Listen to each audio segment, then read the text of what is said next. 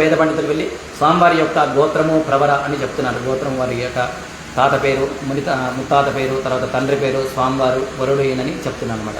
చతుస్సాగర పర్యంతం గోబ్రాహ్మణేభ్యశ్చం భవతు వాసిష్ఠమైత్రావర్ణగౌండిన్యత్రయా ఋషి ప్రవరాన్విధ వసిష్ఠద గోత్రోద్భవస్య నాభాగ మహారాజవర్మనో నత్రే. చతుస్సాగర పర్యంతం గోబ్రాహ్మణేభ్యశ్చం భవతు వాసిష్ఠమైత్రావర్ణగౌండిన్యత్రయా ఋషి ప్రవరాన్విధ వసిష్ఠద గోత్రోద్భవస్య అజ మహారాజవర్మనః పౌత్రాయ. చతుస్సాగర పర్యంతం గోబ్రాహ్మణేభ్యశ్చం భవతు వాసిష్ఠమైత్రావర్ణగౌండిన్యత్రయా ఋషి ప్రవరాన్విధ వసిష్ఠద గోత్రోద్భవస్య దశరథ మహారాజవర్మనః పుత్రాయ. చతుస్సాగర పర్యంతం గోబ్రాహ్మణేభ్యః శుభం భవతు మాసిష్ఠమైత్రావర్ణగౌండిన్యత్రయా ఋషి ప్రవరాన్విధ వసిష్ఠద గోత్రోద్భవాయ అఖిలాండకోటి బ్రహ్మాండ నాయకాయ సూర్యవంశ ప్రదీపికాయ తత్వాతీతాయ శ్రీరామచంద్ర పరబ్రహ్మణే సాక్షాత్ లక్ష్మీనారాయణ స్వరూప కన్యార్థినే వరాయ. చతుస్సాగర పర్యంతం గోబ్రాహ్మణేభ్యః శుభం భవతు ఆంగీరసయాస్య గౌతమత్రయా ఋషి ప్రవరాన్విధ గౌతమస గోత్రోద్భవస్య స్వర్ణరోమ మహారాజవర్మనో నత్రే. చతుస్సాగర పర్యంతం గోబ్రాహ్మణేభ్యః శుభం భవతు ఆంగీరసయాస్య గౌతమత్రయా ఋషి ప్రవరాన్విధ గౌతమస గోత్రోద్భవస్య క్రస్వరోమ మహారాజవర్మనః పౌత్రీ. చతుస్సాగర పర్యంతం గోబ్రాహ్మణేభ్యః శుభం భవతు ఆంగీరసయాస్య గౌతమత్రయా ఋషి ప్రవరాన్విధ గౌతమస గోత్రోద్భవస్య క్షీరధ్వజ జనక మహారాజవర్మనః పుత్రీ.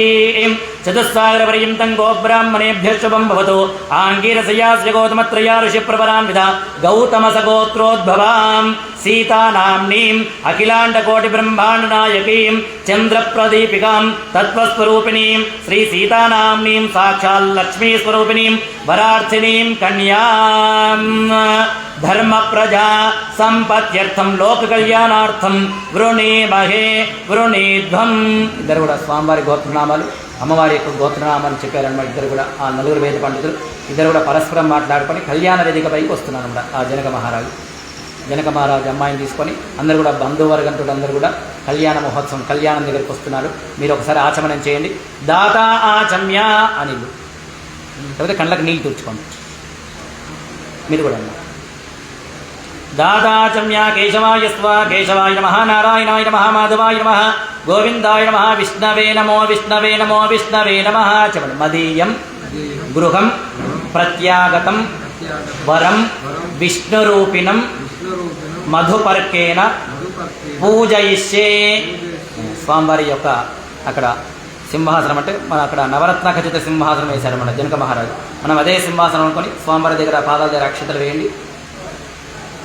స్వామినః లక్ష్మీనారాయణ స్వరూపాయ వరాయ ఇదమావాహనం ఇదమాసనం ఇదం వాం పాద్యం ఆపఃపాదావరే ఆపఃపాద్యాః.